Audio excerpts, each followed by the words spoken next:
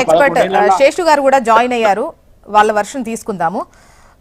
నమస్తే అండి, welcome to the debate. Seshu గారు నమస్తే అండి. నమస్తే అండి, చెప్పండి నిన్నటి ఆర్థిక సర్వే బట్టి ప్రస్తుత పొజిషన్ ఎట్లా ఉంది అండ్ దీన్ని బట్టి బడ్జెట్ ఎట్లా మనం ఎక్స్పెక్ట్ చేసే ఛాన్స్ కనిపిస్తోంది మీకు? అంటే ఆర్థిక సర్వే పరంగా చూస్తే అంటే ఈ లాస్ట్ కొన్ని రోజులుగా మనకి జీడిపి అనేది తగ్గడం అనేది చూసాము.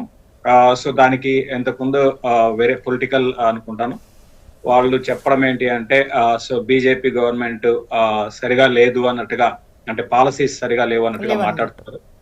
యా, సో అది కాదండి. రీజన్ పరంగా చెప్పాలి అంటే ఏమవుతుందంటే మన ఎకానమీ అనేది కోవిడ్ తర్వాత వి షేప్ రికవరీ అంటాం. కోవిడ్ తర్వాత ఏం జరిగిందంటే ఒక అన్ని కంట్రీస్ కన్నా ఫస్ట్ స్ట్రాంగ్ గా రికవరీ అయింది మన ఇండియా అన్నమాట. సో వి షేప్ రికవరీ అయింది. 2012 లో హైయెస్ట్ జీడిపి దగ్గరగా 8.2కి వెళ్ళింది. సో ఆబ్వియస్ గా ఒక 4 years నాన్ స్టాప్ గా గ్రోత్ ఉన్నప్పుడు ఎకానమీలో ఏంటంటే ఒక టెంపరీ డిప్ అనేది వస్తుంది. అది ఈ రోజు మనం చూస్తున్నాం. సో అది కాస్త 8-7 జీడిపి కాస్త తగ్గుకుంటూ ఇప్పుడు 4 years లోకి వచ్చింది అనమాట. ఇది షార్ట్ పీరియడ్ లో కొన్ని రోజులు ఇదే విధంగా జీడిపి అనేది ఉండడానికి అవకాశం ఉంది. అగైన్ మళ్ళీ మనకి బౌన్స్ కావడానికి అవకాశం ఉందండి. ఎందుకంటే నెక్స్ట్ ఒక 5-6 నెలల్లో, మళ్ళీ 5-6 కూడా అవసరం లేదు, ఆల్రెడీ ఇప్పుడు 3 months నుంచి మనం జీడిపి అనేది తగ్గుతుంది. ఇంకొక 3 months ఉండొచ్చు. సో మళ్ళీ మనం స్లోగా మళ్ళీ 7 దాటే అవకాశాలు ఉన్నాయి జీడిపి పరంగా చూస్తే. సో ఈవెన్ గవర్నమెంట్ ఎస్టిమేట్స్ పరంగా కూడా చూసుకుంటే దగ్గర 6.8, 6.3 నుంచి 6.8 నెక్స్ట్ ఇయర్ లో మనకి ఉండవచ్చు అనుకుంటున్నారు వాళ్ళు మన ఎకనామిక్ సర్వే ప్రకారము. నేను కూడా అదే కొంచెం మళ్ళీ 6.8 దాకా వెళ్ళడానికి అవకాశం ఉందండి. ఈవెన్ దాన్ని కూడా క్రాస్ చేసే అవకాశాలు కనపడుతున్నాయి.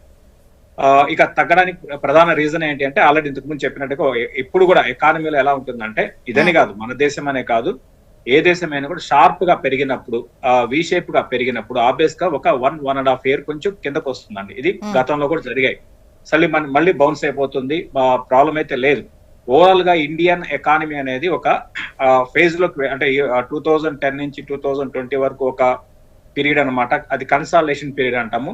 ఇప్పుడు ఏంటి అంటే 2020 నుంచి మనకి కోవిడ్ ఇయర్ పక్కన పెడితే మిగతా అంతా కూడా ఏంటంటే స్పెండింగ్ ఎకానమీ వైపు వెళ్తున్నాం.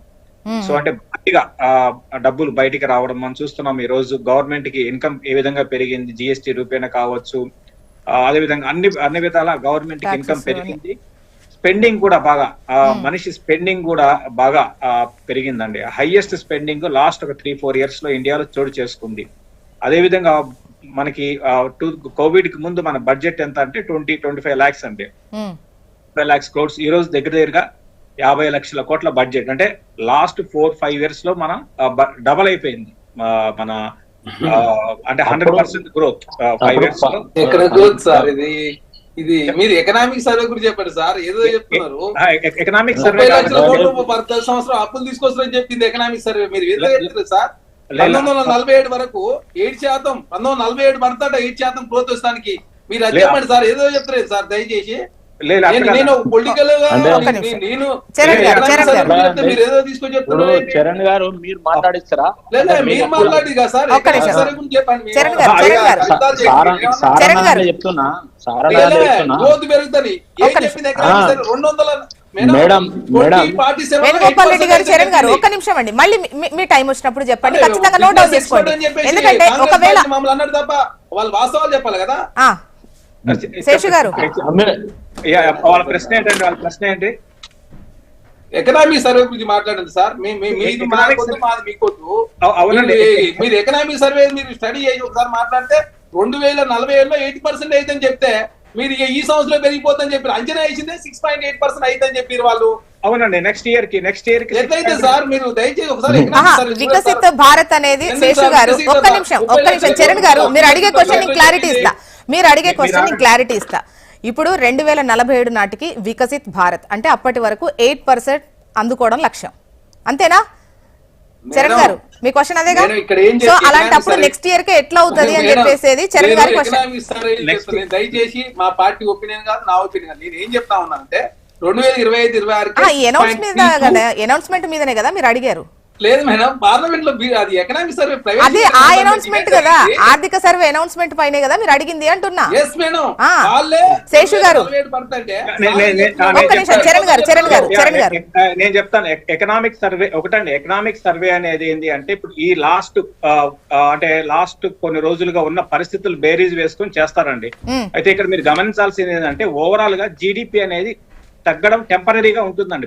ఇప్పుడు మీకు నేను ఏ పార్టీ గురించి మాట్లాడటం లేదండి, ఏ పార్టీ గురించి నేను ఏ పార్టీకి సంబంధం లేదు, ఎకానమీ గురించి మాట్లాడుతున్నాను. ఎప్పుడు కూడా ఏంటంటే నాన్ స్టాప్ గా 4 years మనకి జీడిపి పెరిగినప్పుడు ఆబ్వియస్ గా 1.5 year డిప్ వస్తుందండి.